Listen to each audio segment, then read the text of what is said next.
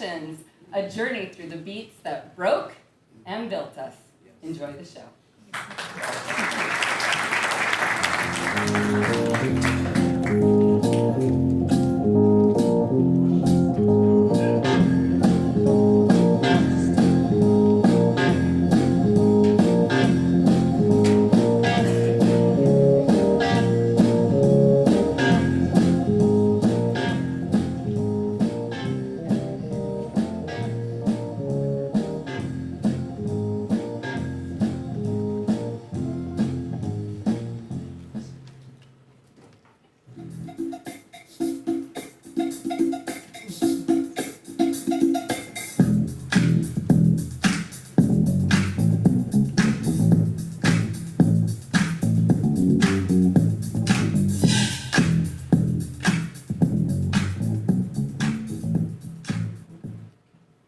I love music. Music has saved my life. Music has brought me out of the darkest places. Music has inspired me, motivated me, or just moved me out of my seat to dance. Even when the music's not playing, I still hear it in my head. Now I'm sitting here trying to compile my life's playlist. I'm almost a half a century younger. So I have listened to music on an 8-track, a record player, a cassette tape, a CD player. The first CD I ever bought was Aaliyah, Age Ain't Nothing But a Number. I still own that CD. I have listened to music on a Walkman, a portable CD player. It was purple, and I used to jam to it on my rollerblades. I had the first generation iPod. I still own an iPod. It's in my car right now. Now, the introduction to my life would be Green Onions. My daddy used to play it on a 45. But for some reason, when I hear it now, I want to go running. It reminds me of high school cross-country camp. My coach Dover used to play it. Oh, my playlist, it'll have Nina and Tupac and Kendrick, Erykah Badu, Wyclef, Frankie Beverly, and Frankie Smith. There's a double Dutch bus coming down the street. It's moving pretty fast, so kind of shuffle your feet. Nora Jones and Dolly. Yes, I said Dolly, as in Dolly Parton. Maxwell, Jill Scott, Rage Against the Machine, Tina Marie, and some Sade. But there's one song that I have listened to more than any song in my whole life. It's a gospel song, Precious Lord. But not just any version. The version on the Sacred album by Jeff Majors. Now, Jeff Majors is a harpist, but on this track, there's a vocalist singing. When my daddy died, I listened to this song for 5 days straight. The thing that I remember most about my daddy's passing is that his hands were trembling. Precious Lord, take my hand, lead me on, let me stand. I am tired, I am alone. Through the storm, through the night, lead me on to the light. Precious Lord, take my hand. The moment before my daddy took his last breath, his hand stopped shaking. And I believe it was because God came and took him home. It's been 26 years and 10 days.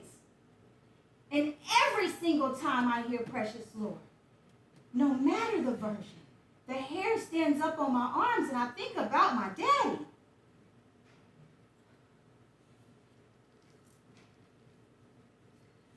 But my daddy would want me to have music that I could dance to. Jam on It by Nucleus. I'm Cosmo D from outer space, came to rock the human race. I do it right, because I can't do it wrong. 1984. I was 8 years old trying to pop lock in the street with my brother.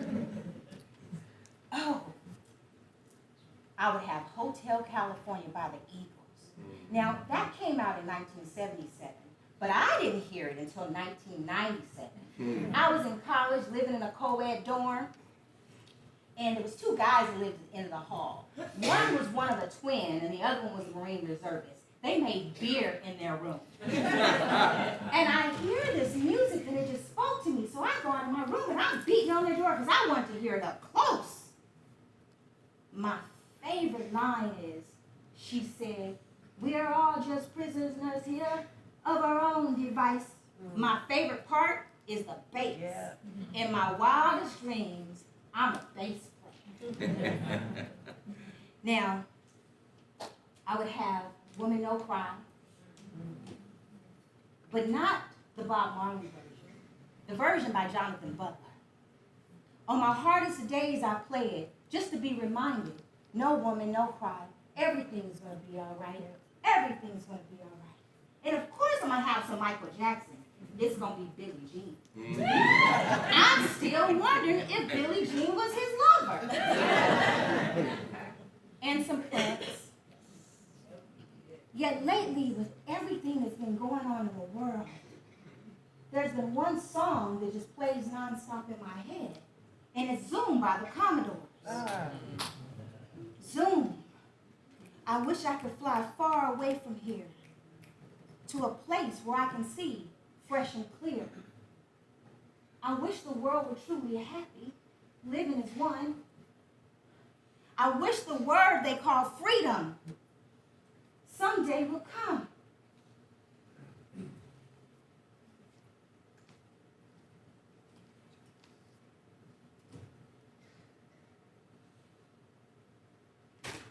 Damn it!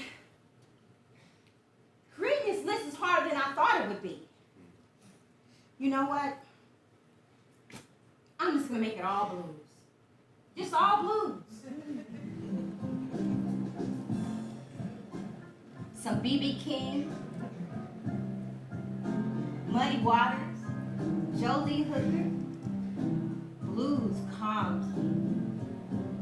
Blues soothes my soul. Blues reminds me of my ancestors like Uncle Herman, Aunt Jean, Grandpa. Listening to the blues is like getting a hug from my dad.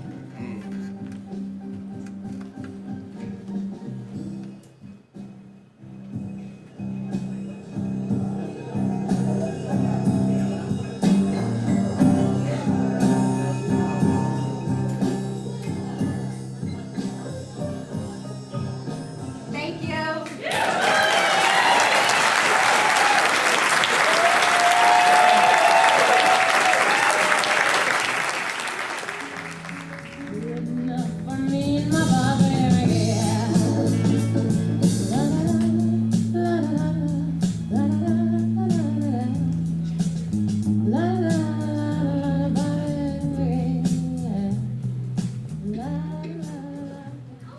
Hey, Long Beach. How you doing tonight?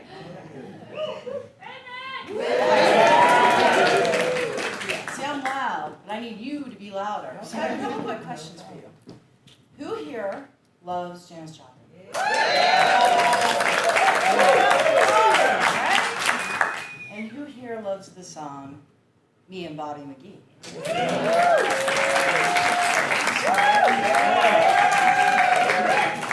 Excellent, because we're going to get along just fine. My story is all about me and Bobby McGee.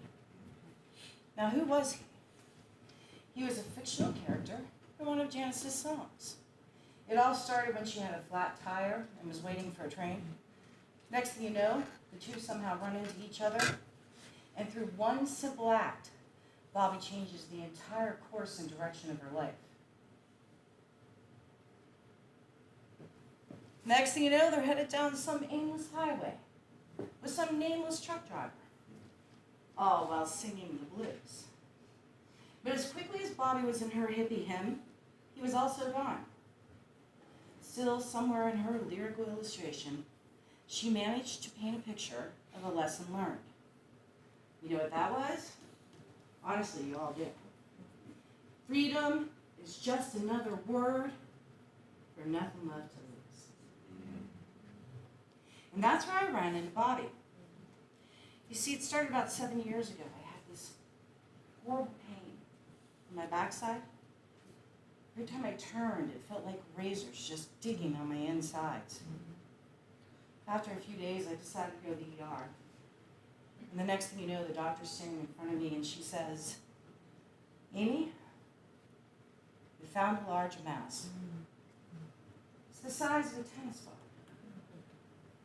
We need to make sure it's not harmful." She kept saying that to me in this real delicate tone, right? Not harmful. That scared the hell out of me. So I said, "Okay, doc, are we talking about cancer?" "Yes." "All right, tell me what we need to do." And just days later, I'm at the Hillman Cancer Center in Pittsburgh, Pennsylvania, waiting to see the doctor. Now, I'm not going to lie to you. I cycled through highs and lows as I thought about all the possible outcomes associated with ovarian cancer. I thought about my daughter, too. Man, I thought about her a lot. She was only 22 years old. She just finished college. She was about to head off to her master's degree. You see, I was near her age when I stood beside my brother and we talked to the surgeon. And he said, "Your father has had a catastrophic stroke." Moments later, we had to say goodbye. My dad, he was only 56. As for me, I wasn't even 50. I thought about all the costs associated with cancer, right? I was already working 3 jobs and in graduate school full-time. I couldn't afford it. And then I thought about the odds in terms of ovarian cancer specifically. Might surprise you to know I was leaning towards quality of life and not quantity. But then I started thinking about my life. Had I done enough? Could I live with? No. Could I die with? Knowing that I was okay with everything in my life. What wrongs did I have to right? Who did I need to forgive? And whose forgiveness did I need to ask for? You see, it was an odd moment of truth for me. Quite honestly, it would be for anyone. And I was so preoccupied, I didn't even hear the doctor when he said, "We'll remove the mass, we'll test it right then and there, and you will have your diagnosis before you wake, when you wake." Surgery was scheduled in 10 days. Then I had to make a really difficult phone call. It was one of my best friends. His name was Dave, great guy. He just happened to be an oncologist. So you can understand why I was a little worried about calling him. I told him what was going on, and he said, "Amy, look, that type of mass typically does present as benign." Okay. So I got comfortable with my state of unknown, but every time I turned to the side, I felt that pain. And I knew everything wasn't okay. And it felt like there was something inside of me, you know? Something that wasn't even my own. And that, my friends, is where my relationship with Bobby McGee began. Yep. I named my mass Bobby McGee. I know. Crazy, right? But the reality is, think about it. He sent Janice in a totally different direction, one she wasn't expecting. And as quickly as he was there, he was also gone. And soon I would be free from Bobby McGee. And all that I could think about was those wise words sung by Miss Janis Joplin. You know, freedom's just another word for nothing left to lose. How true. How poetic. It was 1 week before my 50th birthday. I let go of my daughter's hand. They wheeled me and Bobby down to the surgical suite. We hopped down onto the table, we counted back from 100, and we separated ways.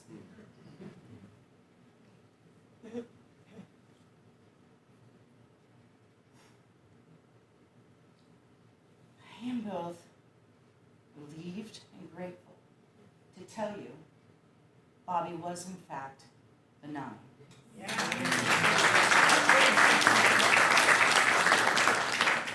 But there was a woman across from me in recovery. She was sobbing from the pain. She had just had a mastectomy. She had a bandana on her head. And I knew her story was vastly different than mine. And mine could not and should not compare to hers. And I ached for her. And I wanted nothing but healing for her. Still, no matter my diagnosis, Bobby in fact did change my life. Changed the entire direction. How so, you ask? You know where I'm going with this. Only this time, I'd like all of you to join me. Let's sing it. Freedom's just another word for nothing left to lose. Excellent. Meet me afterwards, we'll start a band. Except time. Except time. Thank you.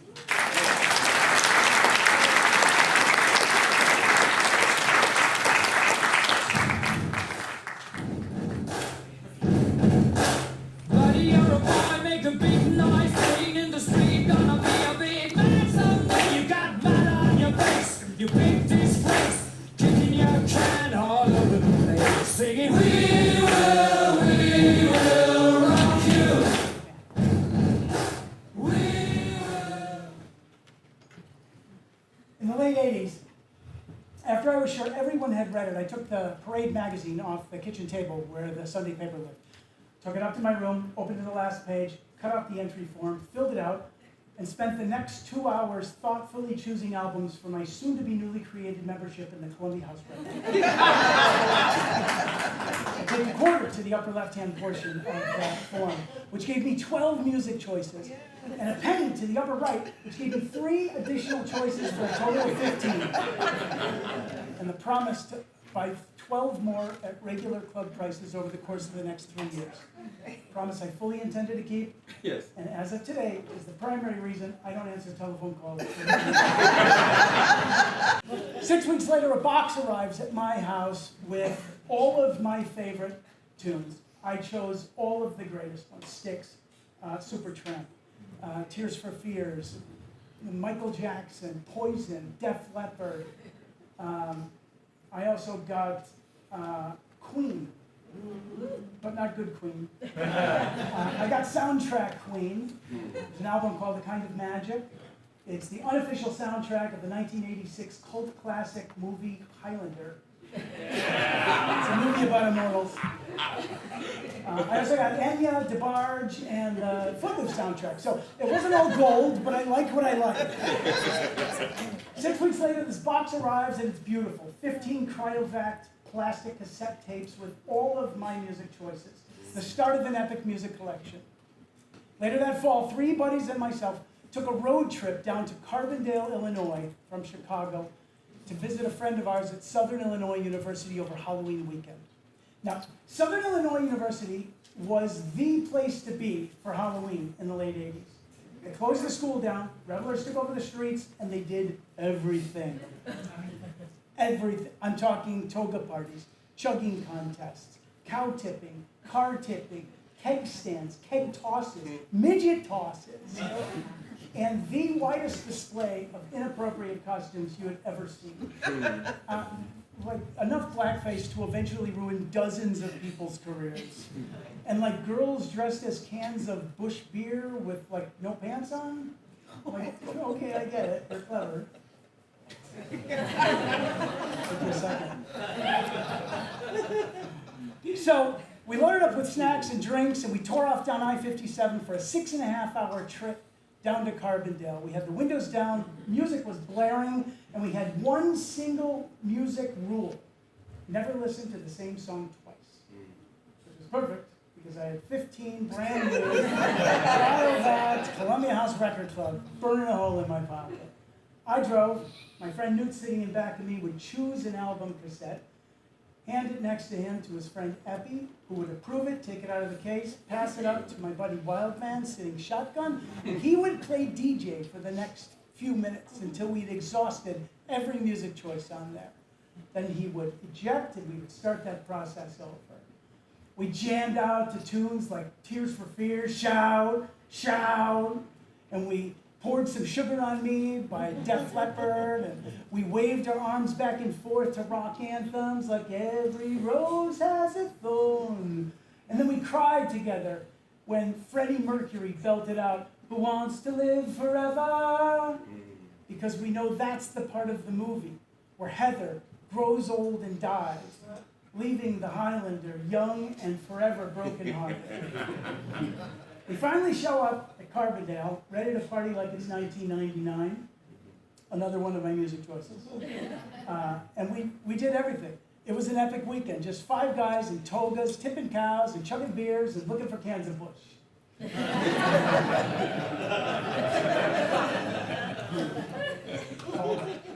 Sunday morning rolls around, I'm packing up my car, and I pick up the case that my cassettes are supposed to be in, and it felt light, which is odd.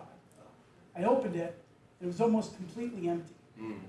I checked between the cushions, I looked under the seats, I popped the trunk, I opened the glove compartment, but it was to no avail. We had been robbed, and all the music was gone. I went inside and I talked to my buddies, and I started to tell them what was going on, and they started laughing hysterically. Because the one single music rule that we had, never listen to the same song twice, had an additional secret rule that I wasn't aware of. You see, after we would eject the tape from the front, Wildman would pass it back to Epi, would put it back in the container, and he would pass it behind me to Newts, and Newts would throw it out the window. Tears for Fears, Wildman, Epi, Newts, out the window. Def Leppard, Wildman, Epi, Newts, out the window.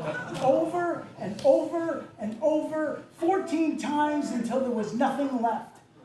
I was devastated, and I finally understood how the Highlander felt, because now I too was the owner of a broken heart. Yes, another one of my music choices thrown out on the freeway somewhere between Chicago and Carbondale.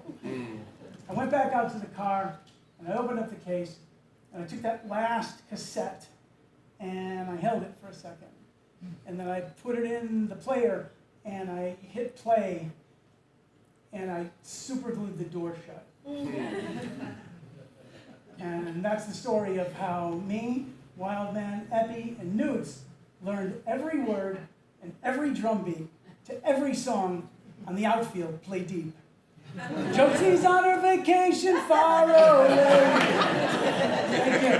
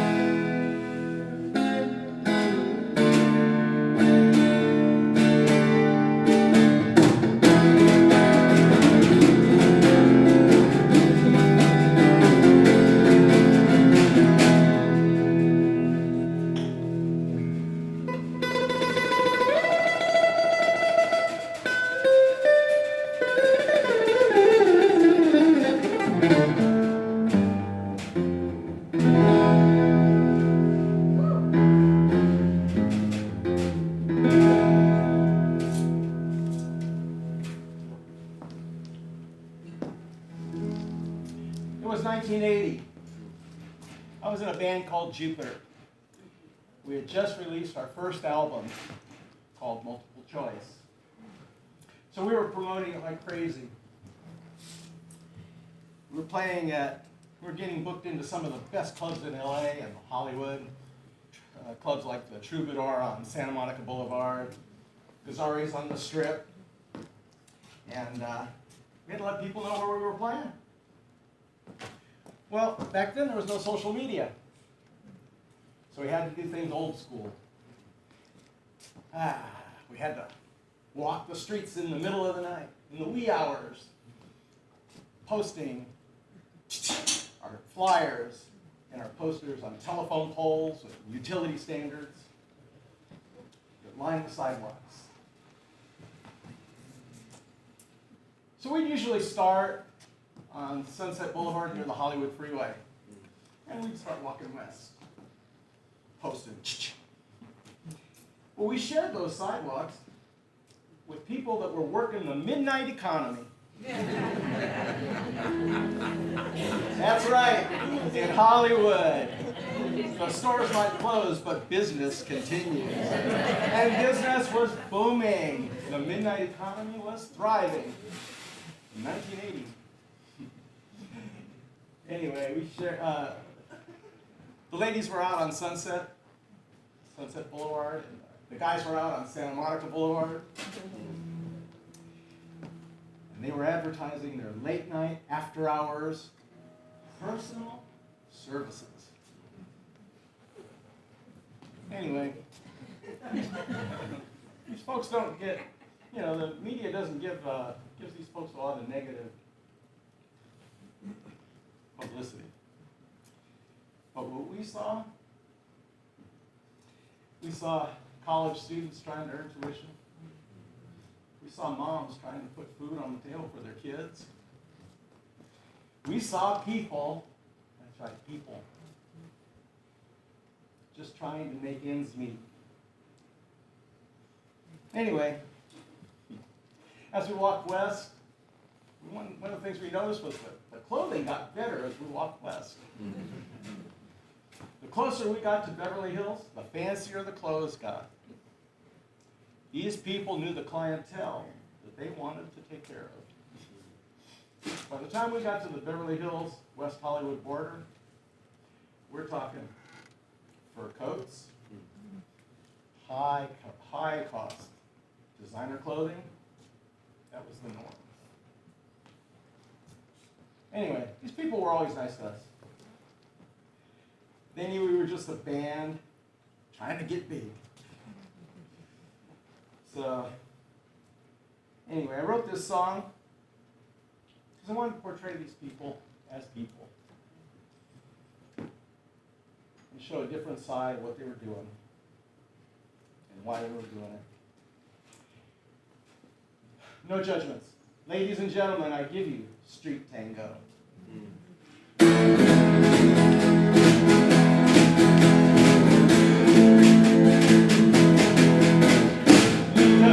In a dark place or at a secret rendezvous, meet her on a back street and she knew just what to do. She's not the kind of girl you bring home to me, Mom and Dad, but she just might be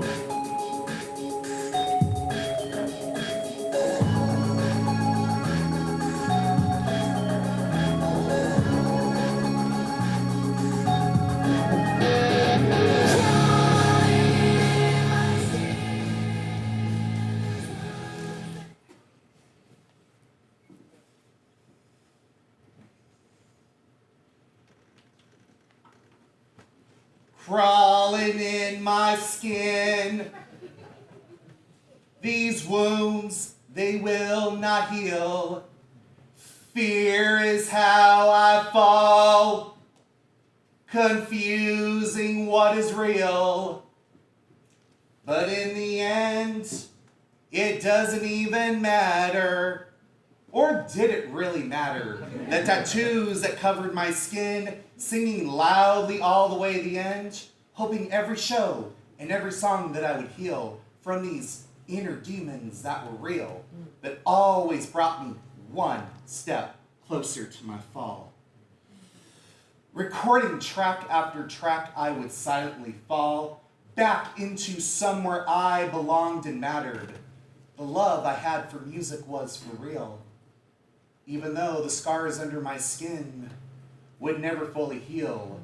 As I creeped closer to my end, screaming out loud to the bitter end was the only thing to break my fall. Music was the only way to heal. Lincoln Park, my family and fans truly did matter. Even though deep inside my skin, the battle was really real. Both the pain and feeling so numb were real, like a paper cut, stinging all the way to the end. Drenching perspiration emerged from my skin as I sang out loud and let my emotions fall. And in these moments, I knew what truly mattered. It was the music where I found healing. At times, my wounds and scars healed. The hope and peace started to feel real. I started to truly matter. But in the end, I would eventually fall.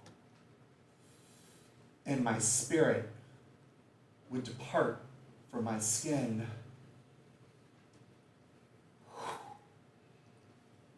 So did it all really matter? And would I finally heal from the inside of my skin that was painfully real as I waited for the end to come after the fall?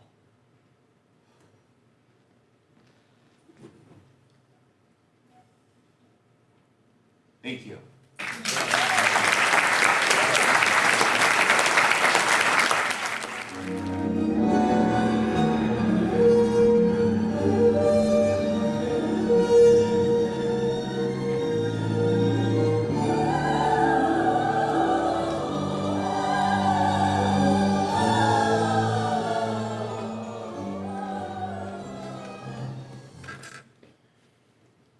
So I am a gay man.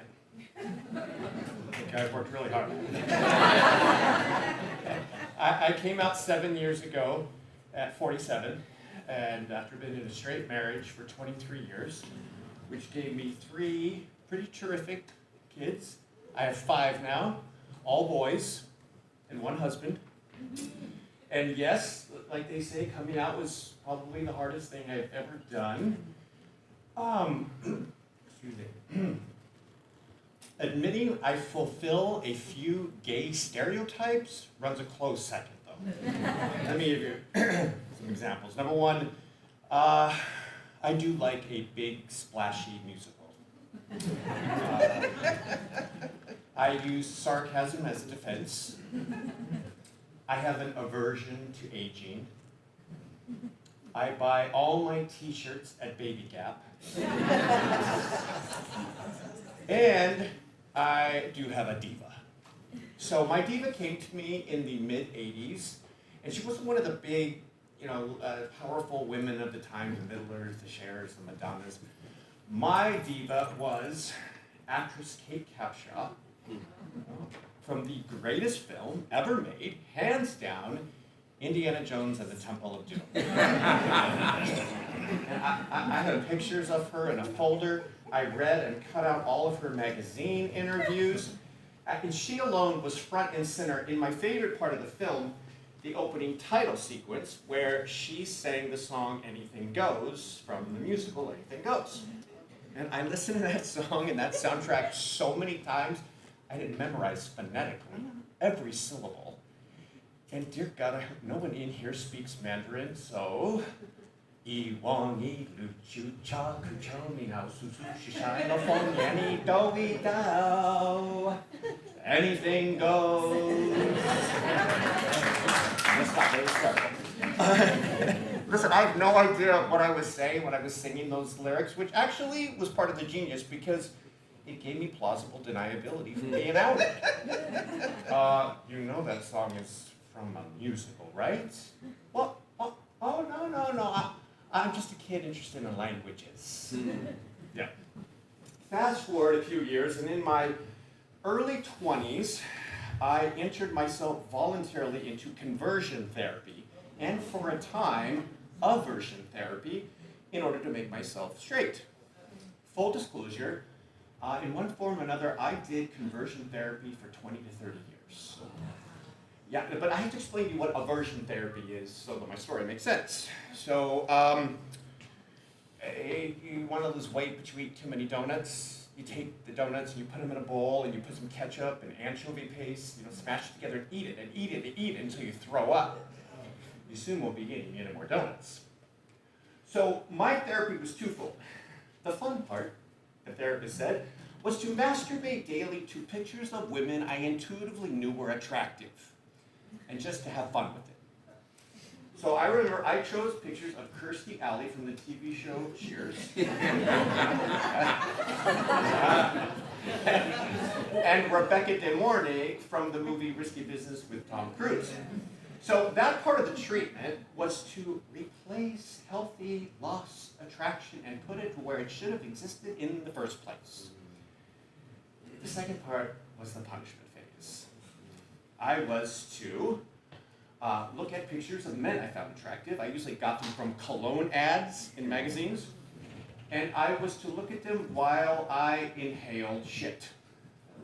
Actual shit. I remember I asked the therapist, am I supposed to use my own poop? She's like, oh, that would be strangely personal, wouldn't it? Yeah, that would be weird. She's like, can you get some animal feces and just put them in a container like Tupperware? I was like, Tupperware? Jesus. I guess it would be fresh for 7 to 14 days. And I remember thinking, do you have to burp the Tupperware? Put it back in the refrigerator? In the end, I chose dog shit and I kept it in a mason jar. I was to look at the pictures of men and smell the poop until arousal turned into disgust, until my mind associated my attraction for men with retching. And I did this for 2 months. Listen, no one described this to me or explained it to me that this is abuse. I was simply following directions from professionals with degrees who told me this is how I would fix my problem. It didn't work, naturally. To be fair, I do get nauseous to this day whenever I smell Drakkar Noir.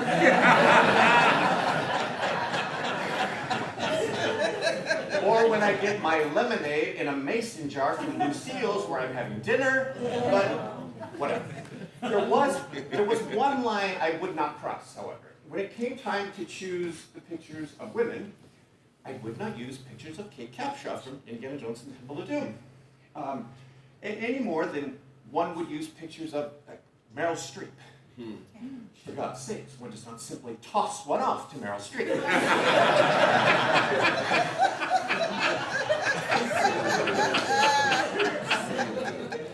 I wouldn't do it because my feelings for her weren't sexual, although she was very attractive, but I didn't want to sleep with her, and I didn't want to be her or anything. I just had such a high regard and respect for her that it formed the way my mind should be looking at her. I have thought throughout the years, why did I make that refusal? Why in the middle of something designed to erase me as a human being did I draw that particular line? And I think it's because art and music and film was the one thing I loved and had so much passion for. It was the one thing that the warped biblical theology I had been brought up with could not defeat. And listen, Anything Goes is a ridiculous song about chaos masquerading as order, which feels about right because that is an apt descriptor of what conversion therapy is. I'm just glad that today I do understand that back then I secretly knew who I was by what I refused to desecrate. So, it is on my bucket list, swear to you, that I would like to meet and thank Kate Capshaw personally someday. I'm not kidding. I plan to walk up to her where she's having dinner with her husband of 34 years, who I will dismiss with a finger like it's Mr. Julia Roberts or something. And I will say to him, excuse me, Mr. Spielberg, but I would love to meet your wife. You see, I have had such an awe and admiration and respect for her for so long and for so many years that I absolutely refuse to jerk off to pictures of her that I had in a peachy folder next to my Bible and a copy of Stephen King's The Shining. And I just want you to know, sir, that I'm very appreciative. Thank you very much.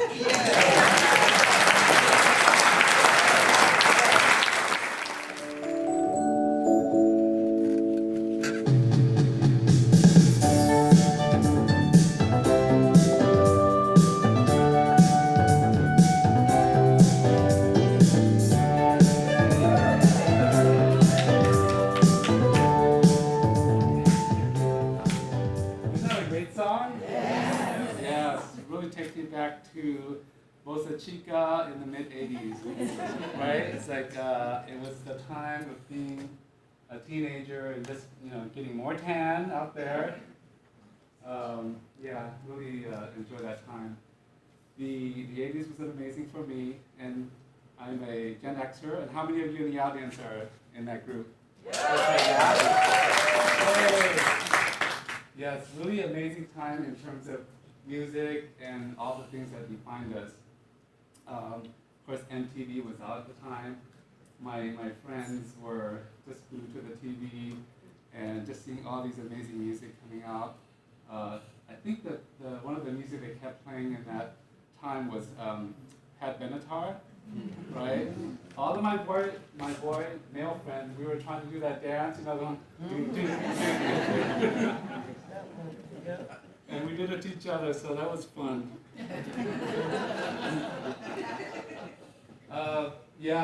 Let's see, the Gen Xers, we did a lot, and been through a lot in terms of being perhaps a caretaker for our siblings, and most of us were probably latchkey kids, and we most likely had to cook and clean for ourselves, right? Do our own laundry and things. I think we're just doers. Yeah.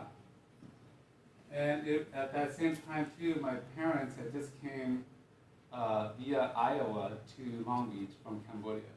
So we, refugees at that time. So we got to Long Beach. It was really an amazing time in that we had housing and food, because at the refugee camp, there was just very little, right? And so when we got to Long Beach, my parents were like, oh my God, they see their relatives. I'm like, oh my God, you're still alive. Like marriage didn't kill you. And then my dad would be like, you know what? I hate you, brother-in-law, but I'm glad you're alive, right? Things like that. But in running into all of their relatives, they were celebrating a lot. Like going to parties and drinking, and there was just abundance of things, like, food and alcohol, right? But in seeing each other, they did do a lot of celebration, and I would just go with them just to hang out because I was a teenager, nothing else to do.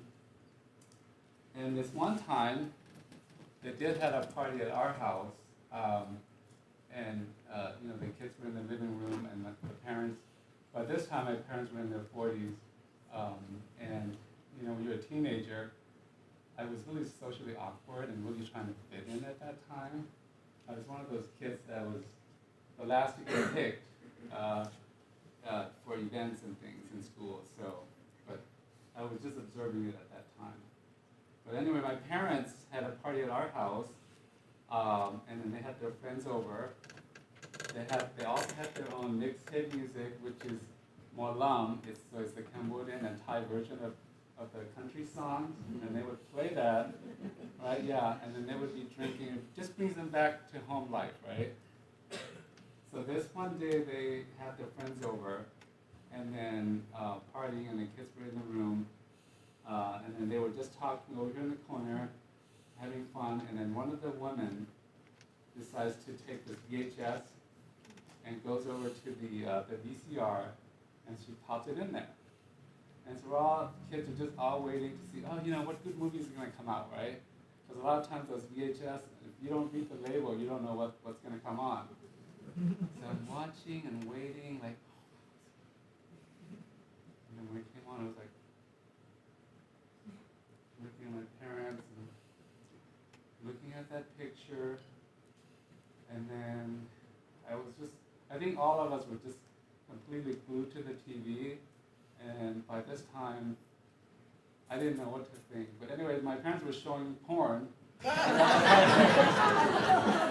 their friends, and yeah.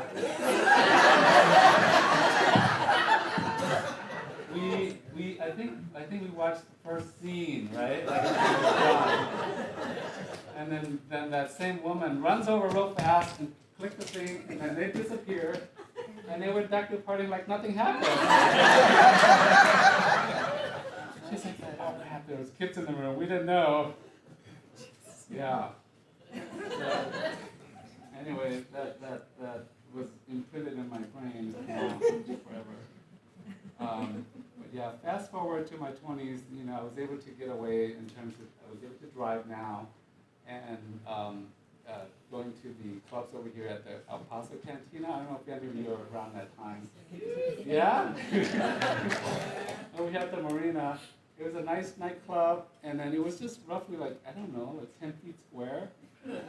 And, you know, music really connected me in my teens and of course in my 20s. And I fell in love with so many people there because it was just the connection, the music and the dancing. You know, you're up there, you're dancing, you're rubbing against each other, right? And it just made me feel so free, and then had all these people that was just, I think had the same light and openness as I did. And so, it wasn't until the last couple of years that I decided to take a personality test. And it took me like a couple, 3 weeks before I decided to see the result, because I know the stuff that I need to work on myself. And one of the things was that came up with my top 5 was that I was an includer. So when I was left out when I was a teenager, I was like, oh shoot, that was it. That was part of me. So as Gen Xers, that we do best, I would say, why don't we get on the dance floor and start dancing to this amazing song by The Cult. Yeah, right?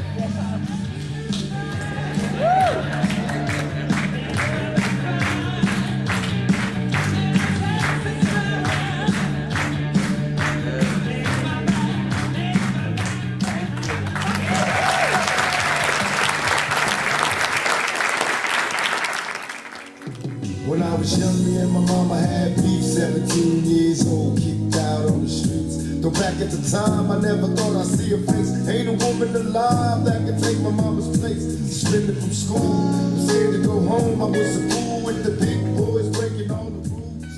Shed tears with My name is Jesus. People call me Jesse, but my mama call me Yessie.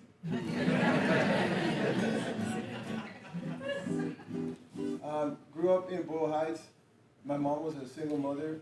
I heard this song come to the radio. Immediately it was like a warm blanket.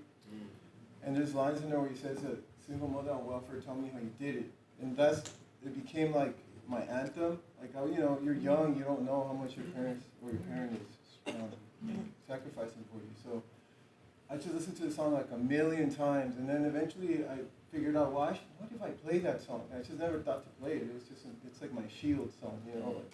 So I'd like to dedicate this song to Mrs. Afeni Shakur, rest in peace, to Tupac, rest in peace, and to all the mothers in this room. My mother's with us, she couldn't be here today, but to my mother as well. So this is his song to his mama.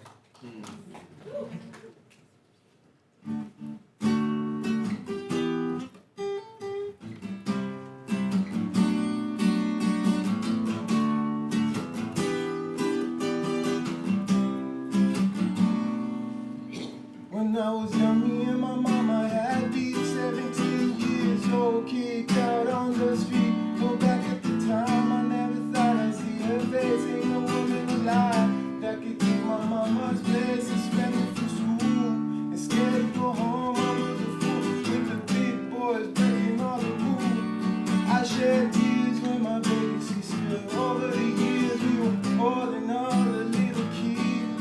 And even though we had different daddies, same drama. When things went wrong, we blame mama. I reminisce on the stress I caused. It was hell, begging on my mama from a jail cell. And who was thinking elementary?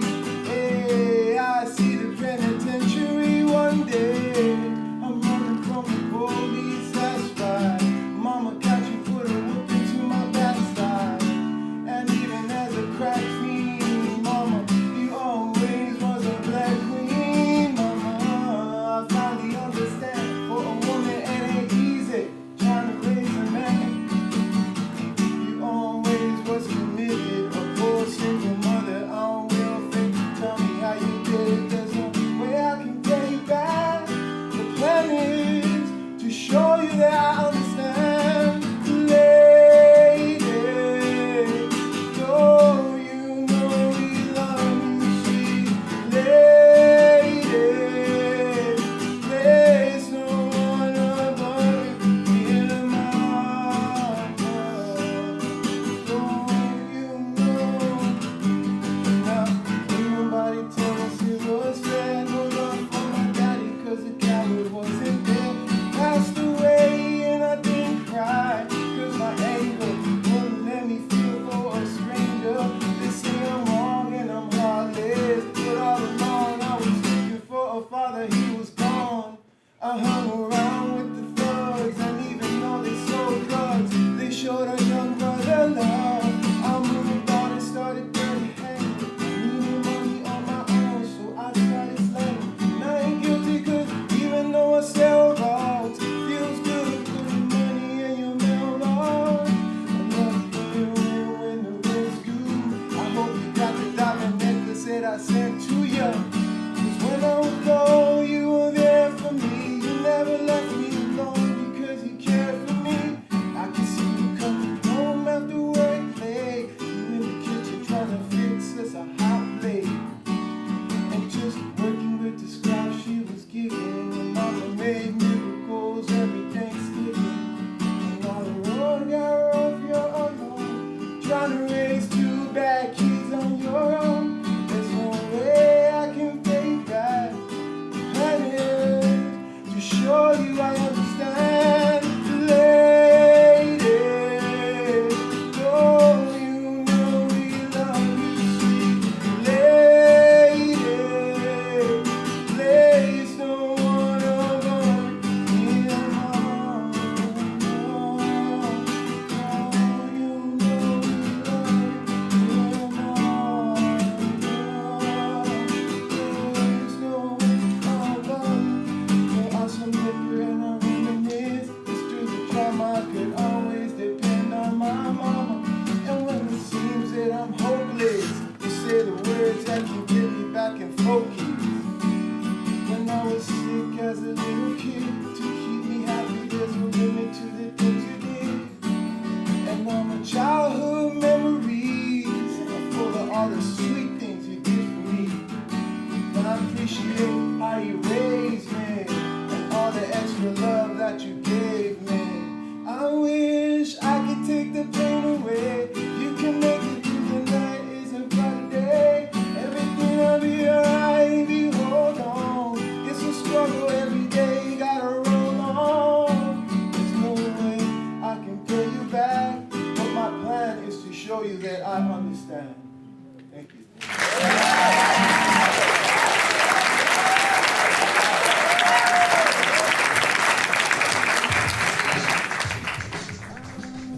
Cried for all your trouble. Smile at your funny little way. What about you? What's the crack? Give me a second there, and I'll get ready. So, it started Gonna start in 1980 up in Billings, Montana. I'm living up in Billings. The temperature's dropped into the 20s again. And I tell myself, Liam, you did not leave Ireland. Cold, wet, windswept Ireland to freeze your nuts off in Billings. So I do the smart thing. I get that guitar right there, and I hop on a bus, a Greyhound bus, and I head for the sunshine. 2 days later, I'm on the beach in Newport. The sun is shining, it's 80 degrees. Yeah. I think of that scene in Field of Dreams where Kevin Costner's talking to Shoeless Joe Jackson. And as Shoeless Joe goes back into the cornfield, he stops, he looks around, and he goes, "Is this heaven?" And Costner says, "No, this is Iowa." That was me on the beach. That was me on the beach in Newport. Is this heaven? No, this is California. But that level of euphoria does not last long. When you remember that you don't have a job, and in California your money runs out pretty damn quick. So I did what everybody did in those days. You look in the paper, want ads, and you look in the yellow pages. Anybody remember the yellow pages? Yes. So I get the yellow pages out, and I look up bars, and I go down the list looking for Irish names, Irish pubs, and I get all the way to the M's. Mulaney's, Malarkey's. Malarkey's was just around the corner from me in Newport Beach. And I called them up, but no, they don't have any regular music, and no, they're not interested in starting. But the next one, Muldoon's on Fashion Island. Yeah, we have regular Irish music. We have music every Friday night, every Saturday night. But St. Patrick's Day, I can't tell you because the manager's not here right now. You're going to have to come back tomorrow. So, next day, instead of calling up, I head down to Fashion Island. Takes me 2 buses to get there. And you know what? Fashion Island's not an island. Did you know that? I didn't know that. I was expecting to take the ferry out of Fashion Island. No. So anyway, I get to talk to the manager at Muldoon's, and he's a real nice fella. And he said, I tell him, "Hey, I'm just off the boat from Ireland. Wouldn't you like some real live Irish music from a real live Irishman on St. Patrick's Day?" And he says, "You know, we already have somebody booked for St. Patrick's Day, but I was thinking of having somebody play in the restaurant. Would you be interested in that?" I said, "Hell yeah." At that point, I would have washed the dishes. But he says, "I tell you what we'll do. You come back on Friday, and we'll set you up in the restaurant, and we'll see how it goes from there." And I say, "Great, see you Friday." And he says, "You're right. Oh, one more thing. Remember when I said I was just off the bus? Well, I have a guitar, but I don't have a PA system. Can I just use the house system?" He agrees to that, reluctantly, but I don't care. I got my foot in the door, the sun's shining, life is good. So, Friday comes around. Here's how my big audition in Southern California goes, note for note, word for word.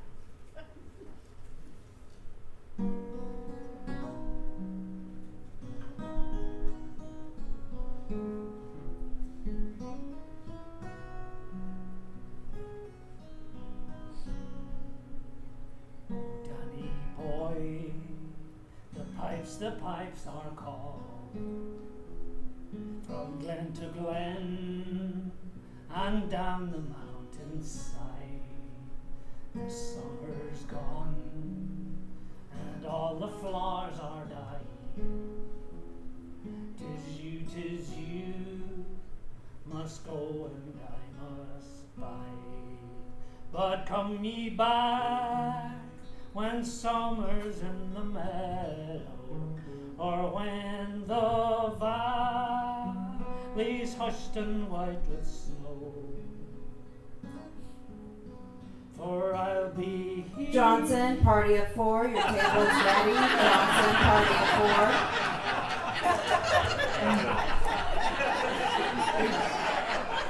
And that's how it went all night long.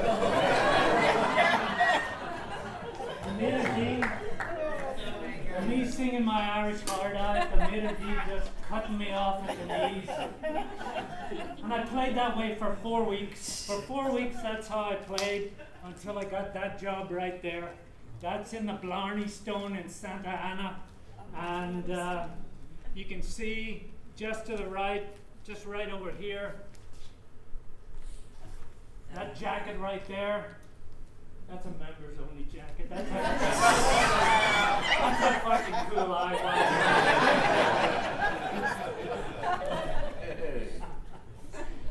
So I like to finish what I start.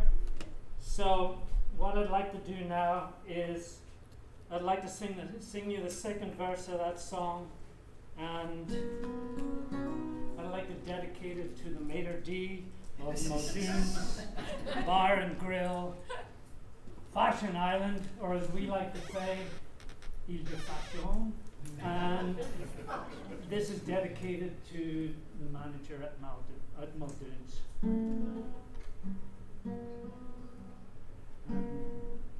When I come and all the flowers are dying, and you are dead, as dead you well may be, I come and find the place where you are lying, and kneel and say a curse or two for thee, and you shall hear when loud I dance above you, and in your grave you'll so much colder be, for I will kneel and tell you that I... McLaughlin, party of one. McLaughlin, party of one. Your time is up.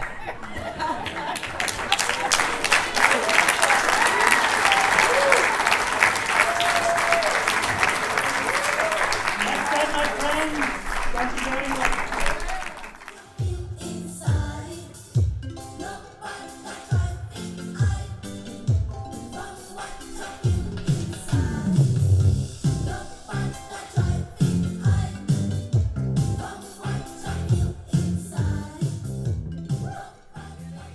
That song was the song that got me fired from my most favorite job ever. But more on that later. I was one of those kids when I was 9 years old, in love with music, in love with the radio. I had my little RCA pillow caster under my pillow at night. My parents would have to take it away from me. At 13 years old, I was that kid that would write down every number on the American Top 40 that Casey Kasem did every single week. And if he made a mistake, I wrote him about it. So fast forward to 1980, and this happy me at 23 years old is the music director of 102.7 Kiss FM. I couldn't believe that I was going to get to choose the music that went on the radio that millions of people would get to listen to.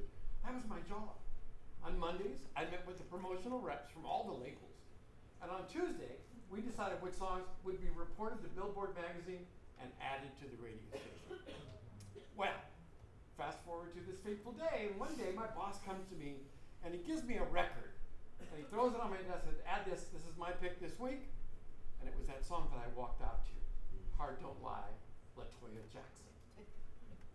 That day my assistant and I decided that song was a dog and we were going to add it. So we added another song, and then the week went by, and Monday, when the publication came out, and LaToya's song wasn't added to Kiss FM's playlist, well, I'll tell you what, when I first got there, we were a level 1 Billboard reporter, which meant that we were playing all disco, nobody could give a shit what we added. But by the time I got finished with a lunch with the editor of Radio and Records magazine and Billboard's magazine, and I let my boss explain this new format that we had come up with called Urban Contemporary Radio, which was the basis of dance radio that became Top 40 legendary Kiss FM. Right, we were 3 points, and that meant that a record added to Billboard magazine was an important record. LA was playing it because the other stations would follow, right? So we thought nothing of it, but fast forward to that day or that afternoon, walking to my car downstairs, I was pretty happy, full of myself, right? And suddenly I found my face planted in the hood of my car, my glasses broken, and my nose bloody. I turned and I looked, and there across the garage was a guy in a trench coat, tossing a baseball like that. And his henchman stood behind me, and he said to me, "You gotta learn to play ball. And you need to know where your friends are. And remember this date, April 17th. So what did I do? I ran upstairs really quick. I was crying to my boss, telling him what happened downstairs. And nobody said anything to me. They said, "Oh my God, that's horrible." And I just let it go, right? Didn't know what happened, why, right? So, fast forward to April 17th. And I get called into my boss's office, and he says, that same line, "You gotta know where your friends are." Apparently his best friend was the guy in the trench coat who really needed that song added, and they had promised him that that song was, I didn't know any of that, right? So I lost my job. I was out of work for about 90 minutes because at that time they had a new morning man, Rick Dees in the morning, and I was writing jokes and slipping them to him between the songs, and he liked them, so he took me downstairs to his office, signed me to a contract with his lawyer, went back up to Kiss FM. We had another office, and there I sat for the next 14 years. A career in stand-up comedy, in doing voices. Chuy from La Puente was my voice there on Kiss FM for many, many years, right? And I let that go. Still wonder, what the heck happened that day, right? So about 3 years later, I'm sitting in a fancy restaurant on Los Angeles Boulevard telling my best friend and lawyer that what happened that day. He decides to call a couple of his buddies, and the next thing I know, I'm surrounded by lawyers who say, "Tell that story again. Tell that story again." What I didn't know was they were trying to indict Mr. Trenchcoat guy in front of a grand jury, and they needed a witness. My lawyer says, "You got a minute? Let's go outside for a second for a cigarette." I didn't smoke, but let's go outside anyway. So we were outside, and he says, "There's no way you're going to testify because they will find 15 different ways to kill you before you get a bill." And he was dead serious. In fact, on the way home, he told me about 5 or 6 of those ideas about how they would kill me, and I thought, what an interesting piece of information he had. So, what happened that day? I thought I'd never know. 15 years later, at the Kiss FM radio reunion, I meet my boss, the program director, who says to me, "I owe you an apology." I said, "What happened?" He goes, "Remember that record?" How could I forget? He said that I was supposed to add that record that day. I had made a promise. You took the beating for it. I owe you an apology for that. And I know that that day, I remember feeling a little bit of my naivete was stripped away, but my passion for radio has never waned. My love for music has only grown. And to this day, I'm still on the air doing radio. And the guy in the trench coat died, so maybe I can tell the story. But before I go, would you guys like to hear the song that I picked that day? Yes. Hit it.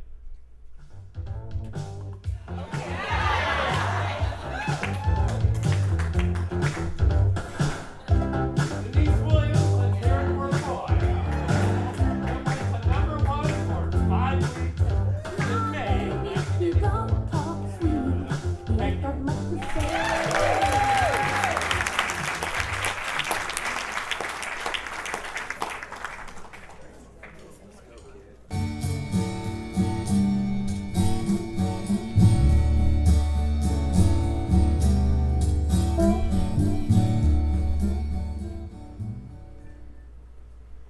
In 1980, I was the youngest player on a water polo team full of older women. And I mean old. Some of them were in their 20s. And I was just 15 when I joined this team, and playing with these badass women that I respected so much was the highlight of my young life. I felt so grown up around them, even though I wasn't even old enough to drive a car. And on most weekends, we had a water polo tournament, so we're always on a road trip.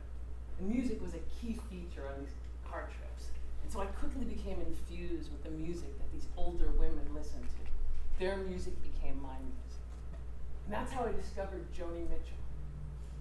Her lyrics captivated me. Her wordplay was intriguing. And she wasn't afraid to wallow in her deep and complicated emotions.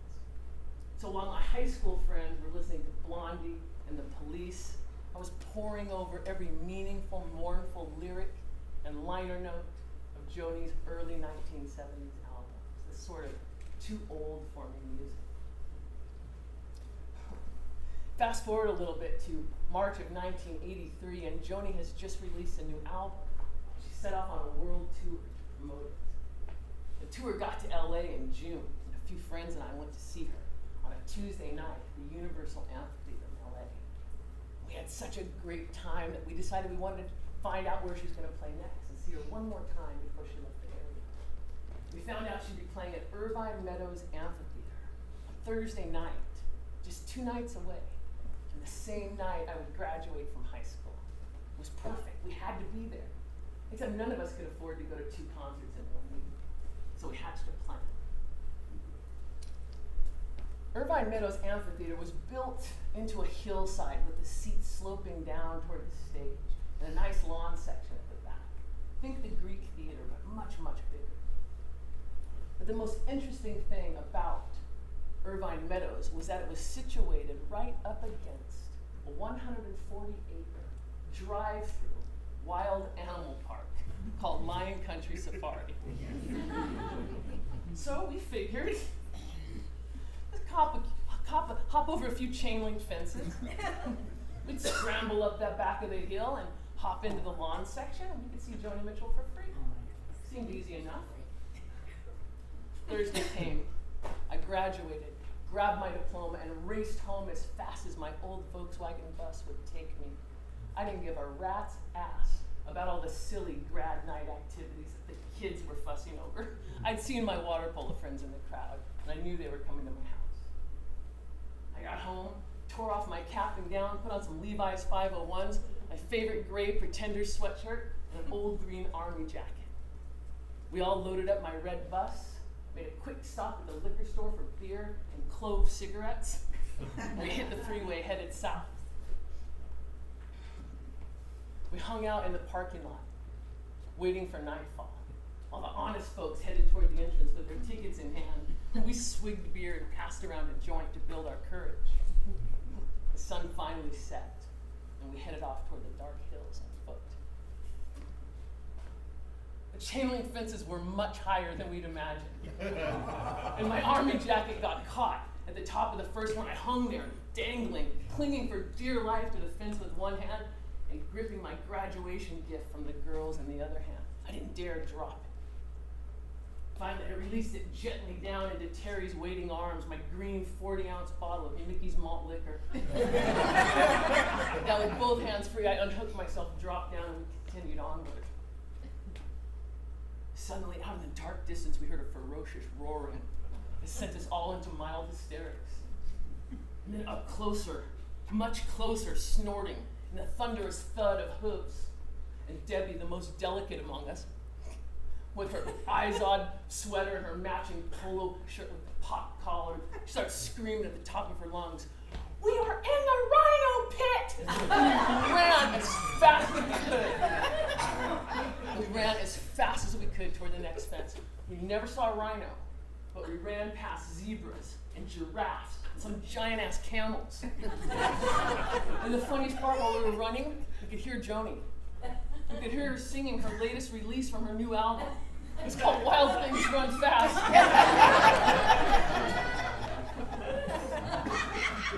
We were caught and released twice that night by security. The first guy with his flashlight, he said, "You're all girls," and he let us go. The second guy recognized Sandy from Golden West College, and after some tense negotiations, he set us free too. Kalani, she got sick of waiting and she struck off in the dark on her own, and she's the only one that actually made it all the way into the concert. The rest of us finally scrambled up the hill, but by the time we got there, the friggin' concert was almost over. There was a line of security at the back, so we couldn't sneak over. So we hunkered down in the bushes and listened as Joni finished up her last couple of songs. The concert ended, and everybody headed to the exits, including security. So we were able to hop over the last fence and stroll right out the front door with the paying customers. Our clothes were covered in dirt. My army jacket was ripped. We all had twigs and leaves in our hair, but huge smiles on our faces, and a great story to tell. That adventure was a kickoff to a super fun summer, filled with water polo tournaments, more concerts, and registering for college. And I'd been working my ass off teaching swimming lessons and babysitting. I saved up $800 because guess what? The following summer, I was going to go to Europe with the USA Women's National Water Polo team. Big changes were coming to my life. Huge changes. And I was ready. Changes came. And I wasn't ready. I didn't know it at the time, but that would be my last carefree summer as a kid. In September, as I was starting Cal State Fullerton, my freshman year at Cal State Fullerton, my parents discovered that I was gay, and they kicked me out of the house, and they disowned me. And my life flipped upside down. No more water polo team, no more college, no trip to Europe. Suddenly I had to grow up fast, find a place to live and figure out a way to support myself. I traded in my Volkswagen bus for a school bus, and the school bus job came with a steady paycheck and benefits. So I was able to make a living, and I began to build a life on my own without the anchor of family. The very next year after our adventure in 1984, after a series of maulings and stompings and animal escapes, Lion Country Safari closed down. And a couple years later, after changing hands a few times, Irvine Meadow shut down. Now the whole thing's a big apartment complex. Change is inevitable, and some changes require us to dig deep and find courage. We're all navigating the best that we can over the slippery slopes and the rocky roads of this human existence. Music gives us light as we wander through dark times and illuminates our strength. Music gives us hope and reminds us that we are all connected.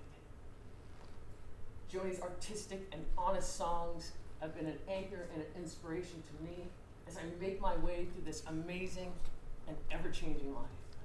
For that, I'm so grateful.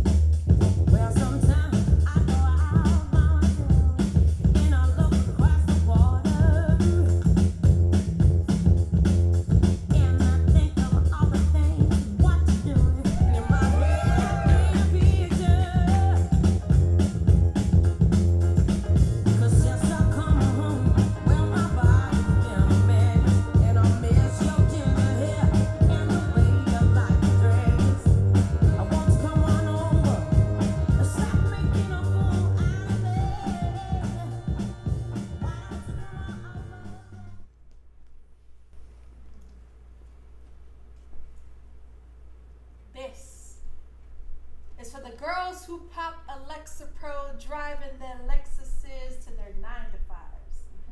For the poets, popping Prozac, writing prose in the back of a smoky Sunday juke joint, soothing their sorrows to Amy Winehouse on the jukebox. To the storytellers, birthing creation out of blind faith, making miracle magic from the cards they've been dealt with for the women. The women who are too brown for the mainland, too white for the homeland, the neither here nor there type women see paradox is the cloth I wear and the paradise I was born into, born and raised under Virgin Islands, white sands by way of immigrant spice tongue. Mama, her turmeric-stained fingers stitched resiliency into the fabric of my foundation. These layers were made of multitudes. This is for those of us who are living proof of a life well lived via a messy house, undone dishes, a slumped spine, and a litter box yet to clean. See, my friend D. Brown said, "Who cares if a bed is unmade?" And I think to myself, ain't that right?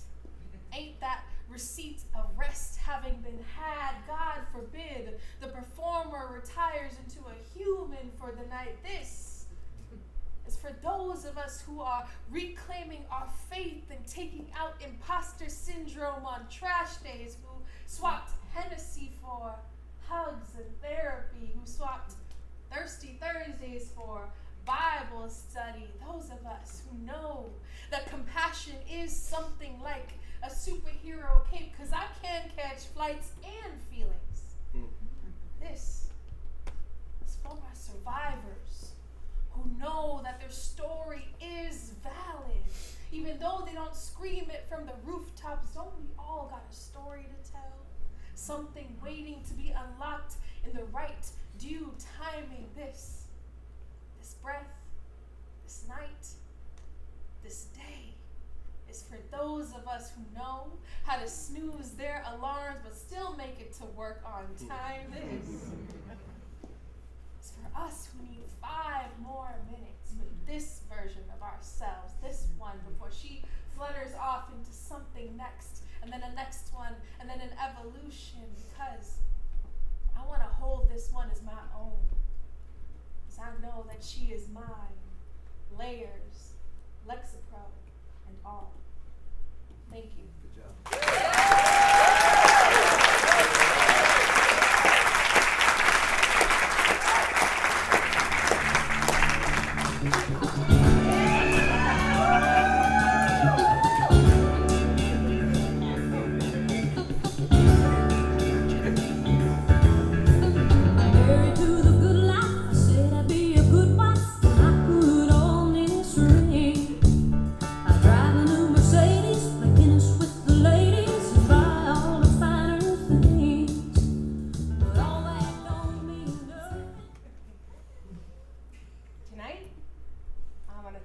cheating songs. Specifically, 1980s country cheating songs. Because those are the best kind. But before we get too far into this, I need you to know, the people I'm going to talk about tonight, they're either dead or they're so knee-deep in therapy that they need a cowboy and a shovel to dig themselves out of it. So, all's been forgiven, and let's just get into it. It was 1985, and my dad was a highfalutin national traveling salesman, and he fit the cliche. And by that I mean he spent a lot of nights on the town, before he spent a lot of nights on the couch, before he spent a lot of nights in his own apartment, and that's when my siblings and I started doing the every other weekend routine. I was 5 years old when he introduced us to his neighbor, Carol. Carol was Texan and as southern as a porch swing. She called us darling, served 2 scoops of ice cream alongside cake she made from scratch, and she wrapped the prettiest birthday presents I had ever seen. To a kindergartner like me, Carol was perfect.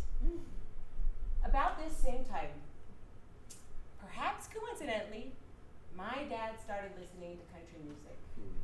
And do you remember the discount bins they used to have at the drugstores where you could get 2 cassette tapes for $5.99? He was looking for Reba McEntire. And I was intrigued because I didn't know who Reba McEntire was, but I could tell by the tape cover that she had bright red perm curls, blue eyeshadow, and red lipstick. She was looking pretty good, and so it was love at first sight for Reba, my sisters, and me. We would beg to listen to that tape as we cruised up the 605 to my dad's new apartment, sitting 3 deep in the back of his pristine 1984 Lincoln Town Car. we'd scream along to such hits as, "Somebody should leave." "When whoever's in New England's through with you." And my personal favorite, Little Rock. A song about a woman who decides to take her wedding band off so she can have some fun. "Little Rock, think I'm gonna have to slip you off. Take a chance and not untie the knot.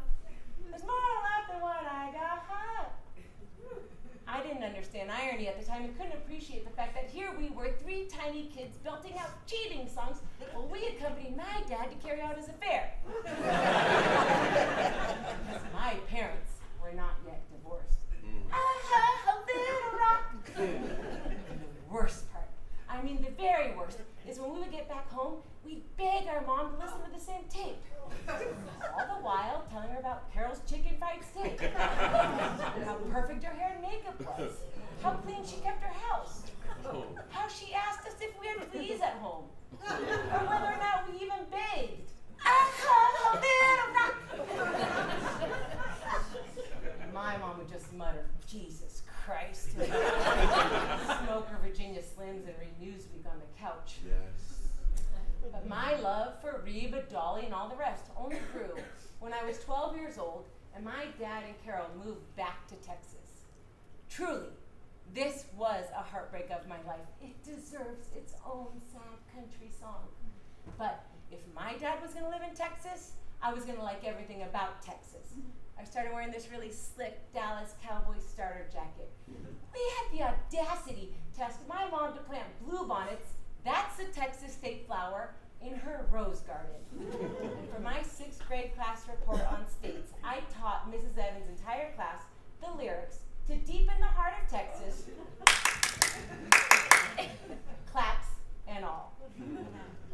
It's kind of funny, right around the time my dad moved, there was this really popular song on country radio sung by George Strait. It's called "All My Exes Live in Texas." Now my mom, who was only receiving nothing but hassles from my dad at the time, but certainly nothing she could cash, this was the one country song she actually liked. And when that was on the radio, we were allowed to bump it up and sing along. But when my dad moved away, he sent us as a surprise in the mail these really cool shirts. They were pink, and in cursive writing it said, "Somebody in Texas loves me." I loved that shirt. I wore it whenever it was clean. I liked to wear it because I wanted people to see it and ask about it so I could tell them all about my dad. Right around that same time, my mom took my sisters and I on our annual family camping trip to Idlewild. And we were at that part of the evening. We had already had dinner. We were just sitting around the campfire so my mom could finally start to relax. But then suddenly, out of nowhere, it started to rain. Not like a little bitty sprinkle, more like a big torrential downpour. And we thought, no, that's okay. We'll just call it an early night and we'll go back to the tent. But when we got to the tent, we saw that one of us sisters had left the door unzipped. Oh. So our tent became infested with these huge black beetles. Oh. Suddenly, it was mayhem. Everybody was screaming and crying. My mom took one look outside at the pouring rain, looked back at the tent with all the bugs, and her daughters were having a nervous breakdown, and she says, "That's it! We're getting a hotel." This was very, very cool. We didn't get to stay at hotels very often, and the cots we had back at the campsite were these cheap pieces of crap my mom had nicked from a disbanded Girl Scout troop. Whatever hotel we ended up in was going to be downright luxurious. So a little while later, we find a hotel, we're getting settled, ready for bed. My mom goes, "Oh, shit. I don't have anything to sleep in." My sisters and I all look around trying to help her out, but nobody has anything because we abandoned camp so quickly. Except for I had the foresight to save and protect my very favorite shirt, which I sheepishly handed to her. And so that's why, in a dusty family photo album, I found a picture of my mom leaning back, laughing, smoking a Virginia Slim, wearing a shirt that says, "Somebody in Texas loves me." Thank you.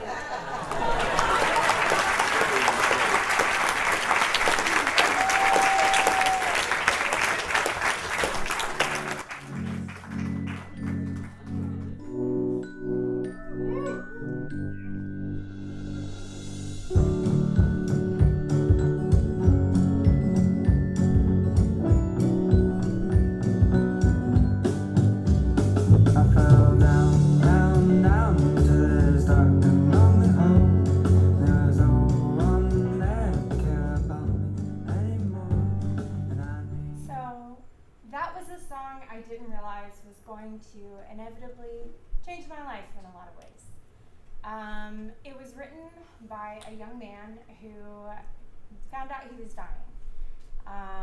He wrote it for his family and his loved ones as a way to say goodbye and have them have something that they could listen to and enjoy and remember him. Me at the time, I was about 20 years old. I was in college as a technical theater student, and I was on my own mental health journey that I too felt like it could be any day that I just decided no longer to be around. And so I enlisted in a class that is a vocal class, and the teacher at the end of the class had us all perform. And we were supposed to pick a book from the song list that we had. And me being an overachiever, I decided all these songs are super boring. And so I talked to her and she agreed to let me perform that particular song. I decided I was going to pick up the ukulele, did not know how to play.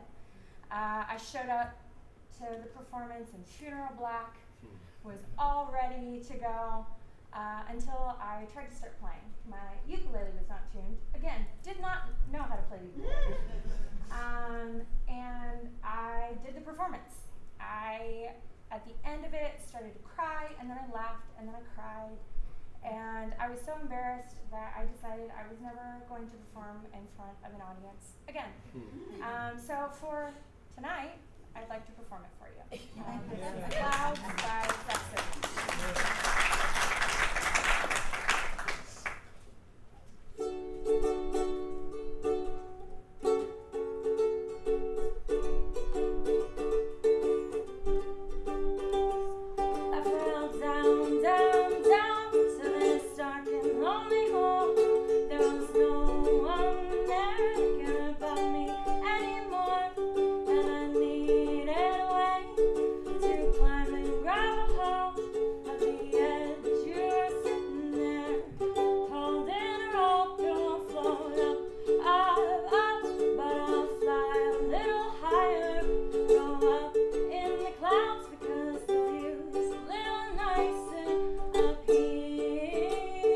My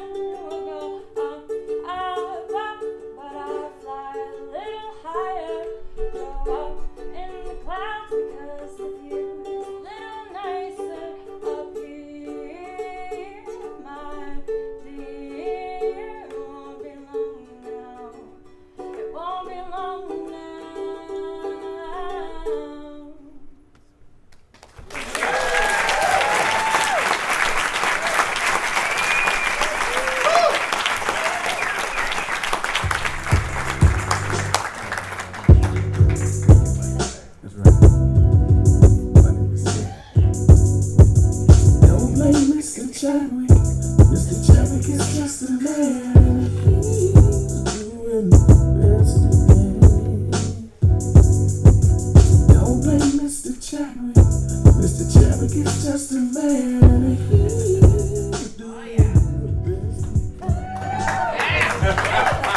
Long Beach, California. Good evening, everybody.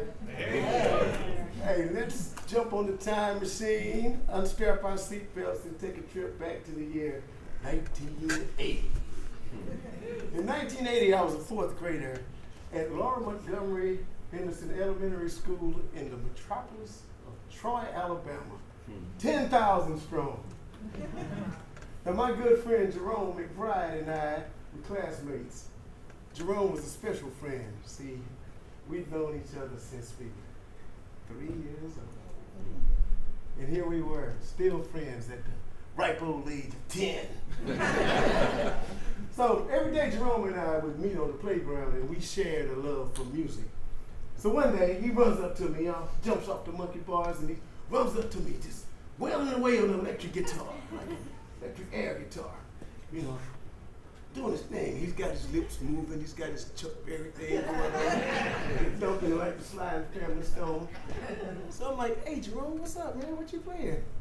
Now, mind you, Jerome had some slight speech challenges when he was a kid, so sometimes it was a little hard to understand what he was saying. So anyway, he's still wailing away. Hey Jerome, what you playing, man?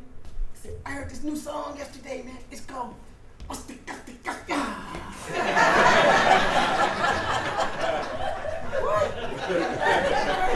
You heard it before, man. I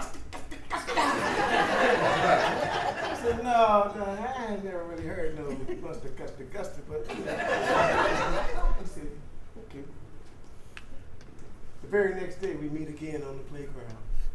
He reaches into his pocket and pulls out what would become the first cassette tape that I ever owned in my life. Now, my parents owned cassettes, but I never owned one myself. So I took it home, and I put it in, and I pushed play, and the sound that I heard coming out of that speaker blew my mind. This was not Motown. This was not something from the Stax collection. It wasn't Otis Redding. It wasn't Stevie Wonder, and it wasn't this guy. Woo! But it was just as funky. It was just as groovy. So, that bass line was infectious. In fact, you might have heard it a time or two. It goes a little something like this.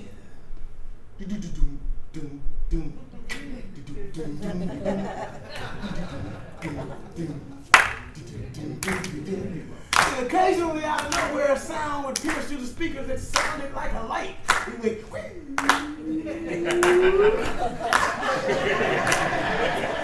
right back to the groove. Now the lead singer comes through the mic like he got an attitude, leading everybody like a drum major, saying, let's go! At the same time, he's doing your love with those smooth vocals.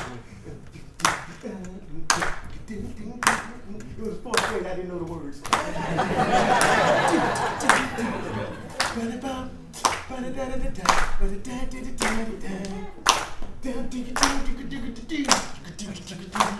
Here we go! Boom, boom, boom. Another one bites the dust. Another one bites the dust. Yeah, now we're grooving. So we're grooving right along, and the second verse is coming up, and it's like, it's like this man is taking his trigger fingers and his birdie fingers and got them stuck in an electrical socket. Second verse is, I ain't got a name in the gun. So I'm gone by this point. So I must have listened to this tape 2,500 times in a row before I saw this band on TV. And I saw him on a show. It was probably something like American Bandstand, a show that was hot at the time. And much to my surprise, these funky ass musicians were not black. I've been listening to Motown and Stax all my life, so like this was something familiar but something new. In fact, when guitar players look like my science teacher. He had this curly fro, kind of like my Uncle Doug. And the lead singer was wearing this, I guess it was a tank top with no number on it, basketball shirt, kind of like the shirt that my dad wore on the weekends when he was off, minus the booty shorts. Now, so, Jerome McBride, I want to thank you, man, because what you taught me is that soul is not about color, it's not about genre. Soul is an energy that lives within each and every one of us. So Jerome, your favorite song, told me that music is truly the universal language.